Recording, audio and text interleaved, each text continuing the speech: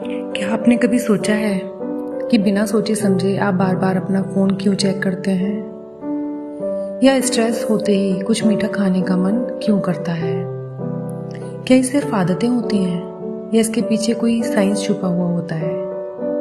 James Clear कहते हैं, every habit follows a predictable cycle. और अगर आप इस साइकिल को समझ जाते हैं तो आप किसी भी हैबिट को बना भी सकते हैं और इजीली तोड़ भी सकते हैं। नमस्कार दोस्तों, welcome back to readers world. पिछले एपिसोड में हमने सीखा था मेक इट ऑब्वियस। आज हम समझेंगे हैबिट फॉर्मेशन का पूरा साइंस क्या है।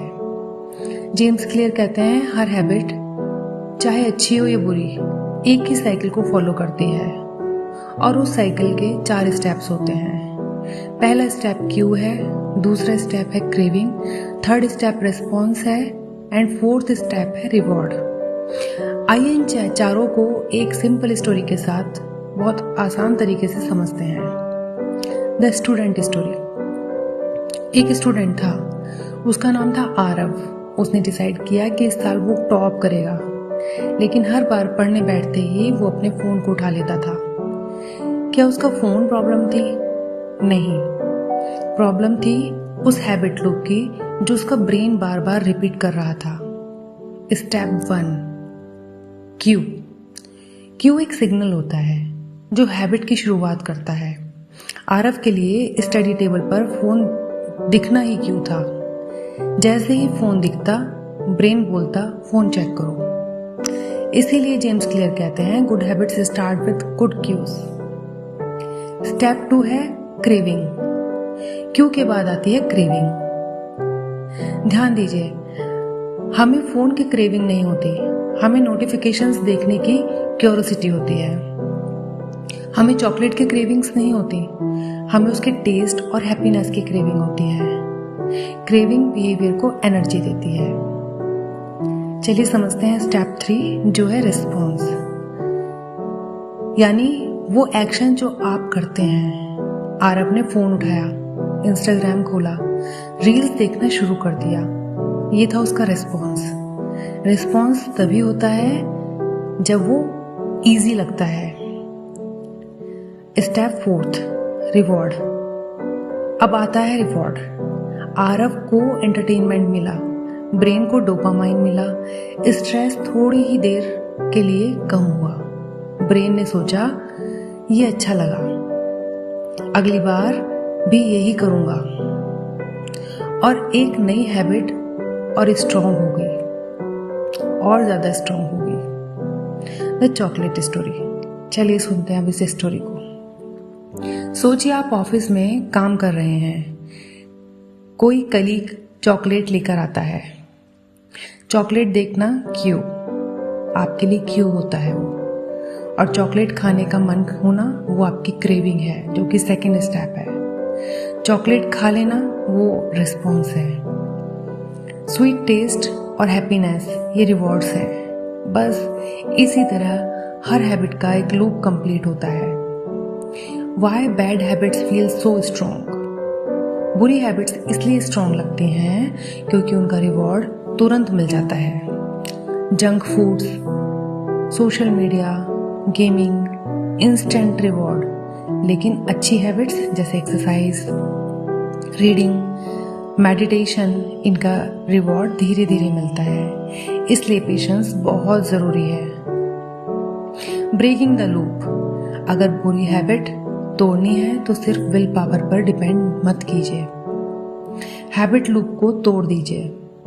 फॉर एग्जाम्पल, फोन दूसरे रूम में रख दीजिए, बिस्किट्स को कवर्ड में अंदर रख दीजिए, टीवी का रिमोट नजर से बहुत दूर रख दीजिए। जब क्यू कम हो जाएगा तो क्रेविंग भी कम होने लगेगी। Building a good habit loop. अच्छी हैबिट्स बनाना अगर आप चाहते हैं तो चारों स्टेप्स को यूज कीजिए। बुक्स को टेबल पर रखिए, ये क्यू हो जाएगा। खुद से कहिए, सिर्फ 5 पेजेस पढ़ूंगा, डेली मैं सिर्फ 5 पेजेस पढ़ूंगा।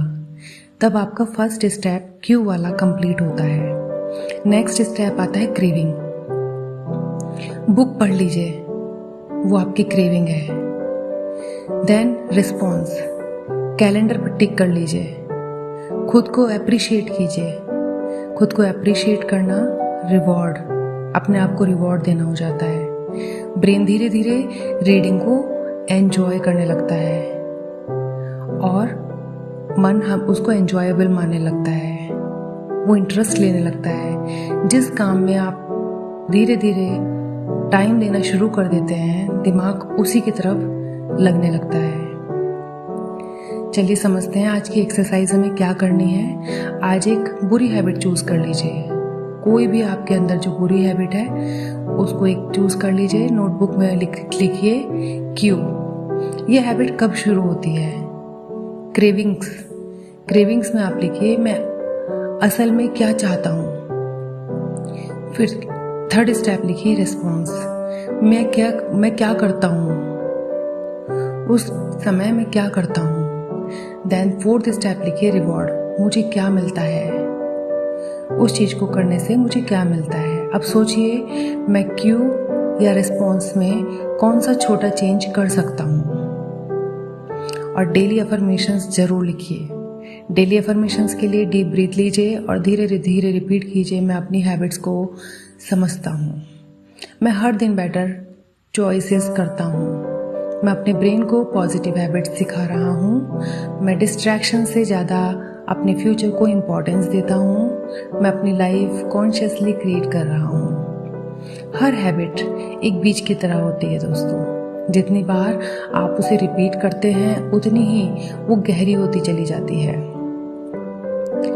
लेकिन अच्छी बात यह है कि जिस तरह बुरी हैबिट्स बन जाती हैं या फिर बनी हुई होती हैं, उसी तरह अच्छी हैबिट्स भी बन सकती हैं। बस लूप को समझना ज़रूरी होता है। तो दोस्तों आज हमने सीखा हैबिट्स लूप का कंप्लीट साइंस क्या होता है, क्यों क्या होता है, इसको समझना क्यों ज़रूरी है, क्रेविंग्स का रोल क्या होता है, रिस्पॉन्स का इम्पोर्टेंस क्या होता है, रिवॉर्ड ब्रेन को कैसे ट्रेन कर सकता है, चॉकलेट स्टोरी समझी, स्टूडेंट स्टोरी सुनी, गुड हैबिट लूप का प्रैक्टिकल फॉर्मूला क्या है। याद रखिए दोस्तों, आपकी हैबिट्स किसी एक्सीडेंट का रिजल्ट नहीं होती, वो हर रोज रिपीट होने वाले छोटे छोटे डिसीजंस का रिजल्ट होती हैं। अगर आप हैबिट लूप को समझ के जाते हैं तो आप आसानी से अपनी लाइफ की डायरेक्शन भी बदल सकते हैं, क्योंकि जब आप हैबिट्स बदलते हैं तब फ्यूचर बदल देते हैं। तो अगले एपिसोड में अब हम समझेंगे the second law, make it attractive. अच्छी हैबिट्स को कैसे बनाया जाता है, डोपामाइन का हैबिट से क्या कनेक्शन होता है और मोटिवेशन को नेचुरली कैसे इंक्रीज करें। मिलते हैं नेक्स्ट एपिसोड में रीडर्स वर्ल्ड पर।